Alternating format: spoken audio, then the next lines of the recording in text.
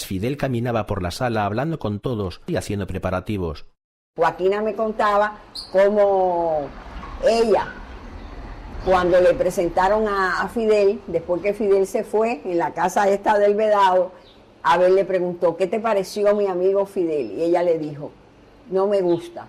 Y entonces Abel le dijo, pero mamá, ¿por qué no te gusta? Dice, porque es el único hombre que te empequeñece a ti. Por aquellos tiempos, Abel considera muy importante su formación política e ideológica. Se sentía profundamente martiano en lo político y en lo ideológico, y se decantaba por las ideas del marxismo-leninismo.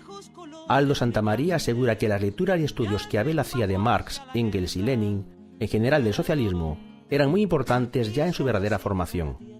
Santamaría consideraba que el derrocamiento del gobierno batistiano sería solamente el punto de partida de las transformaciones sociales que el pueblo cubano necesitaba. La juventud ortodoxa, el partido ortodoxo de Chivas era muy importante y era un partido nacionalista cuya bandera era vergüenza contra dinero, muy radical, pero la juventud ortodoxa, que es la fuente de los moncavistas, de Abel, de Fidel, de todos los demás, según mi criterio, tenía una formación marxista. Este es el proyecto tesis para la juventud ortodoxa. Aquí tú vas a poder leer casi la mitad del libro porque es importante para la redención social nacional de Cuba las ideas de Marx y de Engels, con nombres y apellidos, pero un marxismo diferente al que impulsaba el PSP. Pero habla de toda la importancia del socialismo, porque el verdadero socialismo es con democracia y la verdadera democracia es con el socialismo. Y dice al final, estas convicciones democráticas significan que somos opuestos radicalmente al totalitarismo, que es la característica más acusada del régimen impuesto por Stalin en Rusia. Al producirse el golpe militar de Fulgencio Batista el 10 de marzo de 1952, fueron de los primeros jóvenes en manifestarse contra el golpe. Se produce el golpe del 10 de marzo de 1952, a 80 días escasos de unas elecciones generales que debieron haberse celebrado el 1 de junio de 1952. Batista produce el golpe en marzo de ese año. Se burla miserablemente de la voluntad de un pueblo que estaba presto a concurrir a unas elecciones y elegir al candidato del Partido del Pueblo Cubano Ortodoxo, partido mayoritario de la nación. El golpe de Estado a mí me coge en el apartamento de ellos. Cuando yo salgo del apartamento para casa, que ya era de noche, me llama la atención ver el semáforo de San Lázaro e Infanta apagado. Y había sido al día siguiente, ahí me llama y dice, oye, tú sabes que Batista dio un golpe de Estado, tú sabes cómo estaba él, está desesperado. Que ese era el problema que le acusaban, decían que Aide era la que había, pero no fue. Las inquietudes políticas los tenían los dos, pero quien tenía siempre muchas inquietudes políticas era Abel, que después Aide se une a ellas. Y ahí es donde ya Fidel Castro, dirigente ya del Partido del Pueblo Cubano Ortodoxo, plantea la línea insurreccional. O sea, que Batista había entrado por la violencia y que únicamente por la violencia podría ser sacado. Y ahí ya es que él empieza a preparar el movimiento a través de distintas células insurreccionales con vista a una acción armada. ¿Quiénes debían de integrar estas células? Fundamentalmente, nada de elementos politiqueros, de elementos políticos muy conocidos, más bien a través de células integradas por obreros, campesinos e intelectuales honestos que estuvieran en disposición en un momento dado de empuñar las armas y después a ir a las raíces de los males que había padecido en la República desde el año 1902 hasta la fecha de todos los presidentes. No es que fueran unos eruditos, pero eran marxistas no tanto de que supieran que habían leído a Marx, sino de la capacidad marxista de entender el momento histórico y de saber qué es lo que debían hacer. El desfile de las marchas de las Antorchas fue convocada por la Federación Estudiantil Universitaria, siendo su presidente Álvaro Barba Machado. Ya Fidel tenía algunas células ya organizadas y preparadas y nos convocó para ese desfile.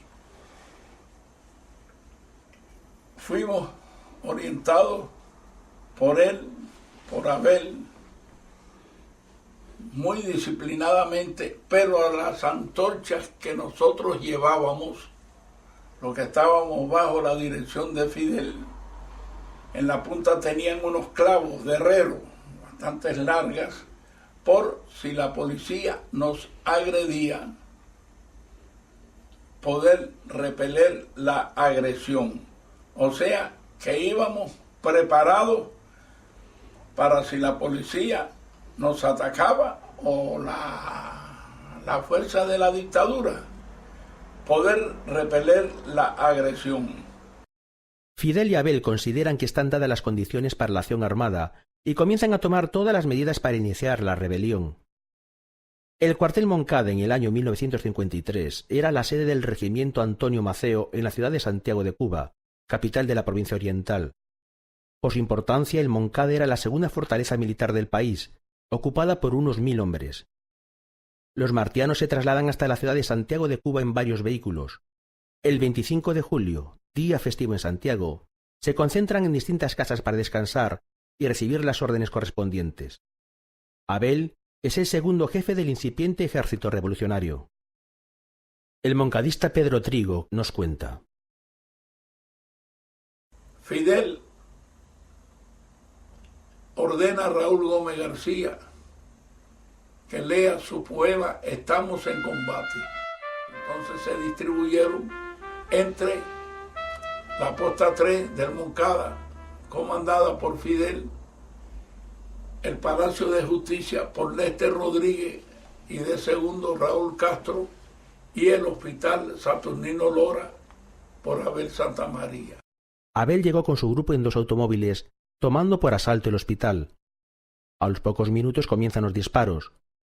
La falta de coordinación hace que Abel desconozca lo que estaba pasando en el cuartel Moncada. Con retraso, llegan al hospital Melba y Aidé, su hermana, que habían salido en el último coche.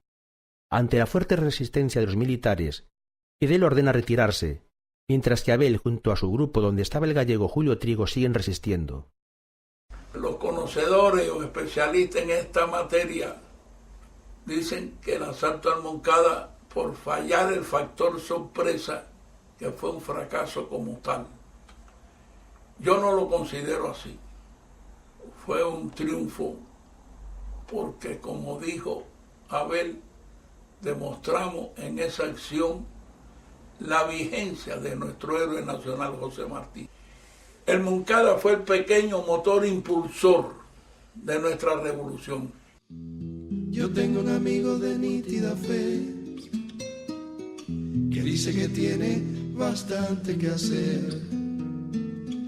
Hoy se ha despedido para regresar cuando en su peñasco reviente el cristal, cristal del destino natal de matar. Por donde se mira mi amigo y su faz, refleja al espejo su santa moral, su mano es la prueba para endurecer. Abel fue hecho prisionero, pero selló sus labios y afrontó serenamente las torturas y la muerte. Primero lo golpearon, después, en acto de barbarie sin parangón, le vaciaron un ojo, le quemaron los brazos, mas no dijo una palabra ni profirió una queja. Así era de bravo, firme y puro. Murió en las mazmorras del regimiento número 1 sin que flaqueara su espíritu combativo. Hoy se ha despedido para regresar cuando en su peñasco reviente el cristal, cristal del destino natal de matar. Por donde se mira mi amigo y su... Joaquina y Benigno me contaban que ellos, cuando lo del Moncada, inmediatamente se percataron, cuando dijeron que estaba Fidel, se percataron que ahí tenía que estar Abel. Dice que ahí empiezan ya los rumores y dicen, no, hay 2 mujeres. Y dice Joaquina, no, esa es Aide y Melba. vámonos para Santiago. Y se fueron para Santiago todavía sin saber la situación de Abel. Cuando llegaron ya vieron que era de los que habían asesinado. Allí el padre de Renato Guitar le dice que podían usar la bóveda de ellos, y entonces Abel permiten que lo lleven a la bóveda de Renato Guitar. Aldo Santamaría se encontraba en su pueblo natal, Encrucijada, cuando suceden los acontecimientos del cuartel Moncada. Ante la noticia, decidió trasladarse de inmediato a Santiago de Cuba, pues la intuición le decía que su hermano era un participante activo en aquella acción. Allí fue detenido por unas horas por los sicarios de la tiranía y supo la terrible noticia: el asesinato de Abel y la prisión de su hermana Aide, Yeye. Desde entonces su vida estuvo ligada para siempre al destino de los moncadistas. Fue miembro de la Dirección Nacional del Movimiento 26 de Julio y su delegado en Matanzas.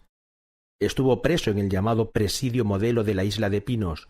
Yo lo iba acompañando a Marcelo y fuimos a ver un compañero allí que iba a subir a la sierra. Bueno, ellos tuvieron su reunión y demás. Yo, como mi misión en ese momento era acompañarlo nada más, cuando salimos ya, Marcelo me dice: ay, mira, se me olvidó presentarte, este es Aldo Santamaría. En 1957 se incorpora al ejército rebelde en la Sierra Maestra, donde es designado por Fidel para prestar servicios en la Comandancia General, y meses después como director de la Escuela de Reclutas Ciro Redondo, en Minas de Frío, ascendiendo al grado de comandante. Con el triunfo de la Revolución, le significó mayores responsabilidades y nuevas tareas para el joven oficial rebelde. Estuvo destinado en Minas de Frío hasta 1961, año en que fue designado al frente de las fuerzas blindadas. Luego participó de la misión internacionalista en Argelia y la jefatura de la Marina de Guerra Revolucionaria, cargo que desempeñó durante casi 2 décadas. Aldo tenía un carácter de lo más interesante porque tenía algo de silencio, de benigno, pero era más locuaz que benigno. No llegaba a Joaquina. Era conversador y muy irónico, chistoso. Aldo era un tipo encantador.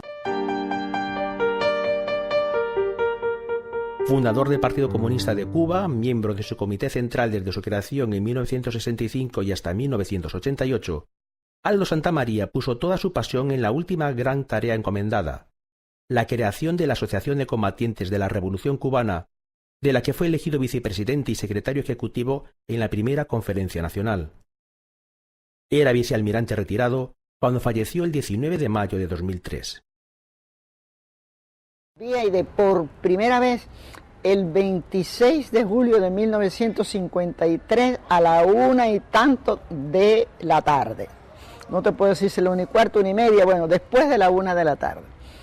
En el cuartel Moncada. Cuando ella estaba, yo no sabía que era Aide Santamaría. Estaban siendo, ella y Melba, estaban en un saloncito muy apretado, muy chiquito, donde le estaban tomando declaración. Y ella me miró, yo estaba en un pasillo con un fotógrafo que se llamaba Panchito Cano, Francisco, que tenía una cámara. Y entonces él levantó la cámara e hizo un flash. Y Aide me miró fijamente. Yo seguí. Es la primera vez, yo no sé qué es Aide Santamaría, no sé su nombre, ni su apellido, ni nada. Pero unos minutos después vino una conferencia de prensa en el Moncada. Como yo me acababa de graduar, me sentía periodista, le hice una pregunta al coronel Chaviano, que después le llamaron, bueno, el Chacal de Oriente por todos los crímenes, etc. Y le dije, ¿quiénes son las 2 mujeres que están sentadas en una oficina ahí? Y él me miró con los ojos atravesados y me dijo, aquí no hay nadie detenido, todos cayeron en combate. Pero alguien, uno de los oficiales de él, le dijo alguna cosa que mucho tiempo después, horas después, yo me enteré que lo que le había dicho es que el fotógrafo las había retratado. Dicho sea de paso, el fotógrafo en ese momento no tenía chasis en la cámara. Él hizo el flash porque era un fotógrafo muy experimentado, era un fotógrafo que entonces tendría como 40 años y él sabía lo que estaba ocurriendo, yo no tenía esa información. Y entonces dijo, bueno, retratándola a lo mejor la salvo, pero eso yo lo supe después. Y la respuesta del coronel fue, dice, bueno, es posible que estando nosotros aquí hayan cogido presas a 2 mujeres, punto. Esa es la primera visión que yo tuve de una Santa María.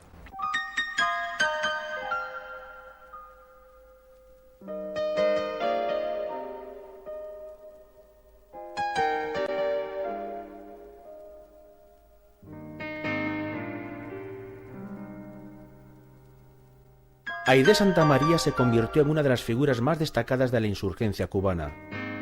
Cumplió funciones revolucionarias en el exterior y en Sierra Maestra fue, junto a Celia Sánchez, las 2 guerrilleras más destacadas con que contó el movimiento 26 de julio.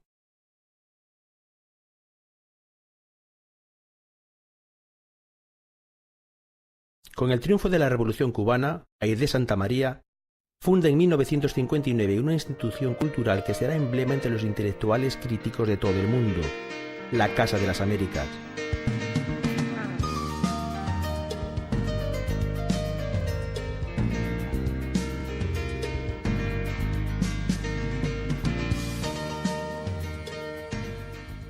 Aide la conocí desde el mismo principio de la Casa de las Américas, que empezamos en la Academia de Ciencias a organizar el Instituto de Etnología y Folclore. A partir de ahí, Aide nos llama para hacer un festival y le encarga a Argelies, que además de ser etnólogo y folclorista y todas las cosas que fue, era compositor de música contemporánea. Le pide a Argelies que dirija el festival de música. Argelies empieza a llamar a todos los músicos latinoamericanos, músicos de eruditos, ¿no? de obras de concierto.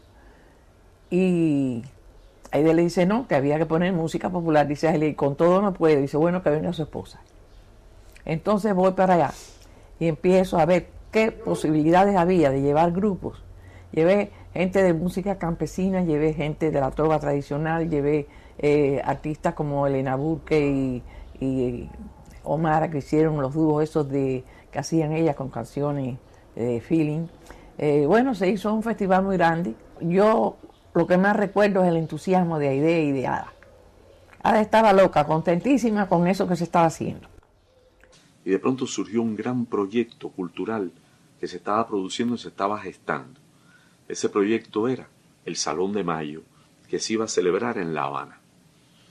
Entonces, con motivo de ese Salón de Mayo, fuimos a la Casa de las Américas y entonces allí se produjo el encuentro con Yeye. Entonces Yeye era lo absolutamente diferente. Yeye cambiaba así como de estado de ánimo. De pronto ella era como muy festiva, como muy entusiasta, y de pronto miraba así como hacia arriba y se quedaba como abstraída un instante, sacudía la cabeza y volvíamos al tema. Entonces a mí me impresionó mucho el haber conocido a Aide Santamaría, porque Aide Santamaría era como la historia, y Aide era muy joven. De pronto un día me llamaron y me dijeron que debía dejar por completo todo. Había una movilización en la cuadra, pero que visitamos unos compañeros y me dijeron que tenía que dejar todo eso del museo, que Cuba lo que quería en ese momento era caña, ñame y boniato, y que iba a ser movilizado permanentemente y que me llevaba, y que tenía que renunciar al trabajo. Entonces yo, que tenía poca información del tema, fui a verla ahí inmediatamente.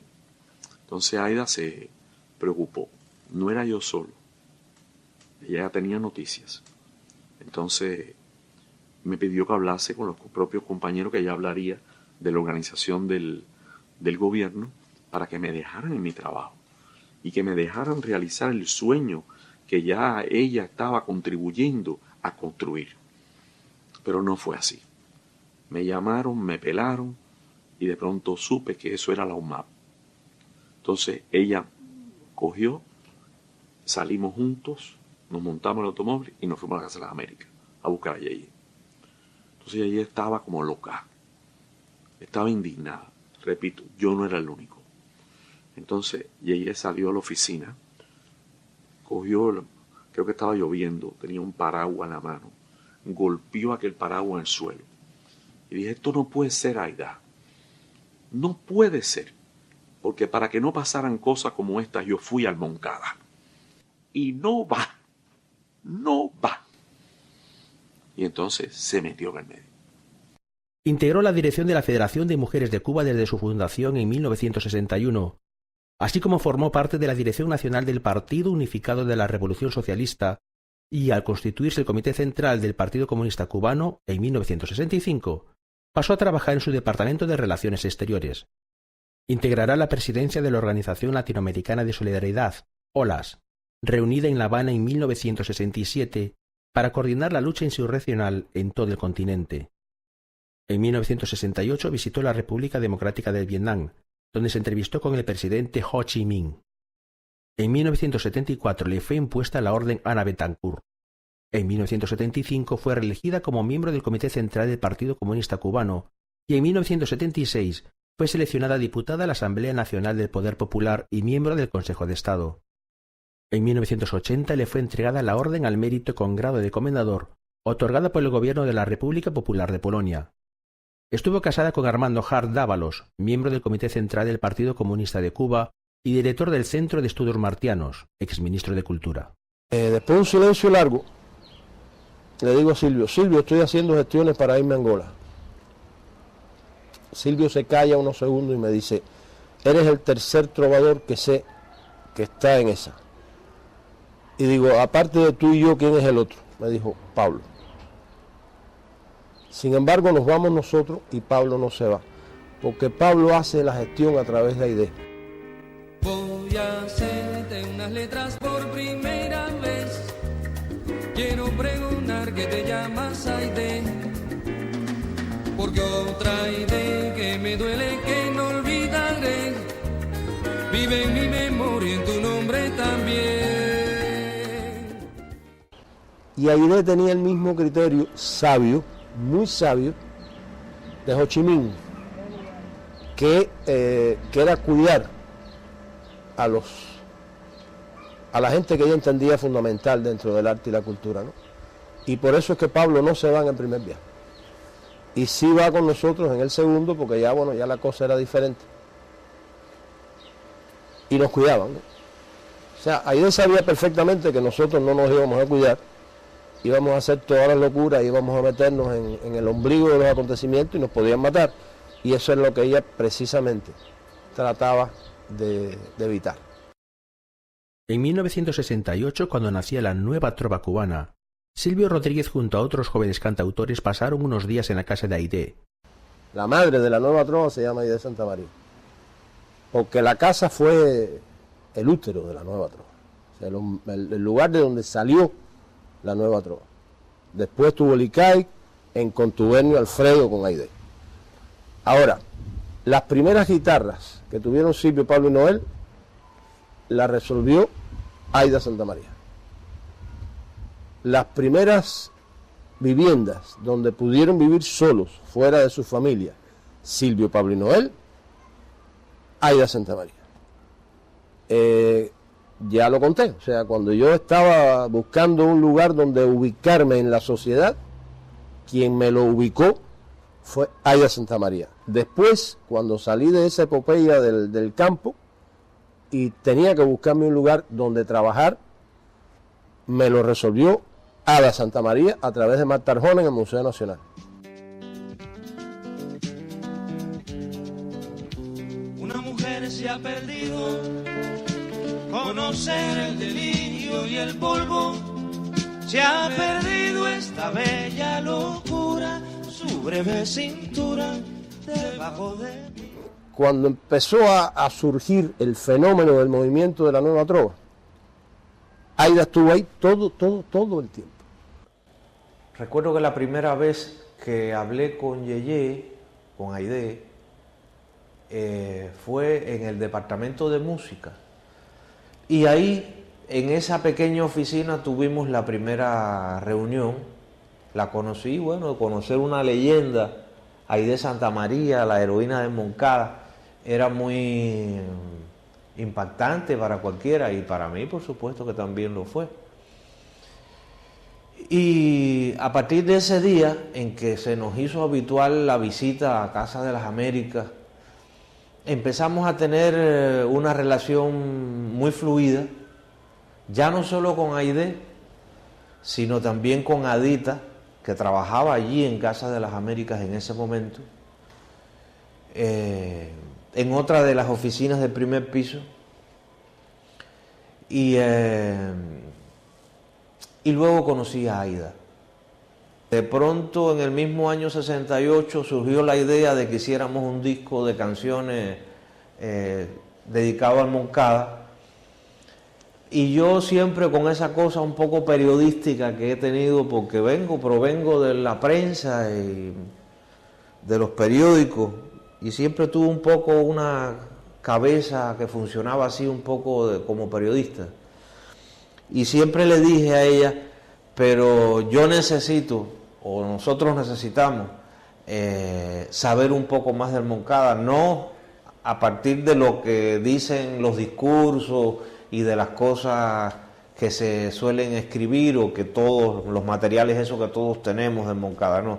A mí me gustaría saber más de primera mano cómo fue la preparación del Moncada y cómo eran aquellos que participaron. Y entonces, a partir de eso tuvimos el tremendo privilegio de escucharle a Aide, porque, bueno, nos llevó durante como una semana, casi todos los días nos íbamos para su casa desde por la mañana. Ella nos cocinaba, además, almorzábamos, continuábamos después de almuerzo conversando. A veces no solo era conversando de Moncada, era hablando de todo. E hice Canción del Elegido pensando en cómo Aide describía a su propio hermano. La historia de un ser de otro mundo, de un animal de galaxia. Es una historia que tiene que ver con el curso de la Vía Láctea. Es una historia enterrada, es sobre un ser de la nada. Y en 1980, en aquella situación compleja y difícil en que nos detuvieron a Lázaro García, Augusto Blanca, a Zaresquita Pantoja y a mí, en medio de un conato de golpe de Estado en Bolivia, en mayo del 80, y que estuvimos desaparecidos casi 24 horas, y que se temía realmente por nuestras vidas, porque no se sabía si era un golpe de Estado, que al fin no fue, gracias a la vida no cuajó, si no estaríamos haciendo el cuento. Bueno, ahí dejamos un Estado Mayor con todos los amigos de Cuba y los que no eran amigos, todos los que eran amigos de Casa de las Américas y de ella, pidiendo ayuda para primero para que se supiera dónde estábamos y después para nuestra liberación.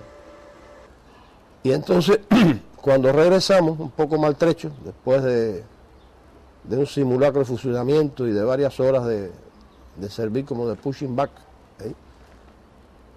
pues cuando llegamos al aeropuerto fuimos directamente a verla. Ella estaba ingresada haciéndose un chequeo en aquella época y nos pidió que esperáramos un poco, ¿no? Para verla en el cuarto. Me llamó la atención, digo, bueno, se estará acicalando. La idea era muy sencilla, pero era coqueta, ¿no? Era presumida, como debe ser. Y cuando al fin nos dicen entren, me encuentro yo cantando en un enorme video bien la canción de Nicaragua. Entonces la abrazo y muy quedo y muy apretado me pide disculpas. Y digo, oye, pero ¿por qué? Dice, porque contigo me pasó lo mismo que con Raúl Gómez García en el Moncada. Le dije, Raúl, firme ahí, firme. Y Raúl me dijo, Yeye, solo los cristales se rajan, los hombres mueren de pie. Aquello ¿qué te voy a decir? Me mató, ¿no? Cuando Aide se mató, Armando mandó que me llamaran a mí para decirme por qué porque él sabía de mi cariño y mi amistad por ella. Hubo algunos momentos en la Casa de las Américas en que ella habló y me tomaba la mano, y me cogía la mano, y me traía hacia él, hacia ella. Fue muy, muy, muy afectuosa conmigo, extraordinariamente. Mariano igual, Roberto igual. Ellos me heredaron. Aida después, al separarse del gobierno y por otros acontecimientos de su vida, ya se hace menos frecuente. Con mucha razón, Silvio ha insistido mucho en la necesidad de hacer un reconocimiento a Yeye y a Aida.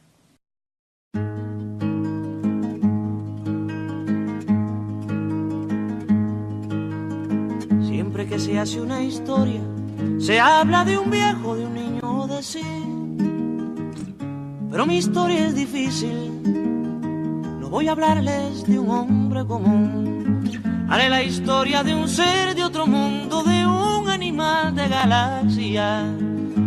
Es una historia que tiene que ver con el curso de la Vía Láctea. Es una historia enterrada, es sobre un ser de la nada.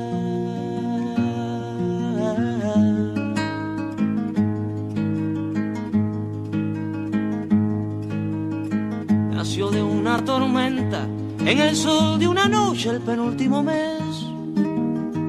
Fue de planeta en planeta, buscando agua potable. Quizás buscando la vida, buscando la muerte, eso nunca se sabe. Quizás buscando siluetas o algo semejante que fuera adorable, o por lo menos querible, besable, amable.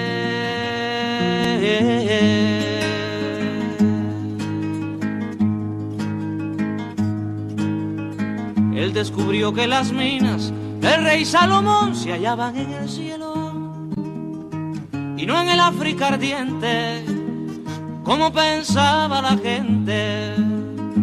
Pero las piedras son frías y le interesaban calor y alegrías. Las joyas no tenían alma, solo eran espejos, colores brillantes. Y al fin bajó hacia la guerra, perdón, quise decir a la tierra.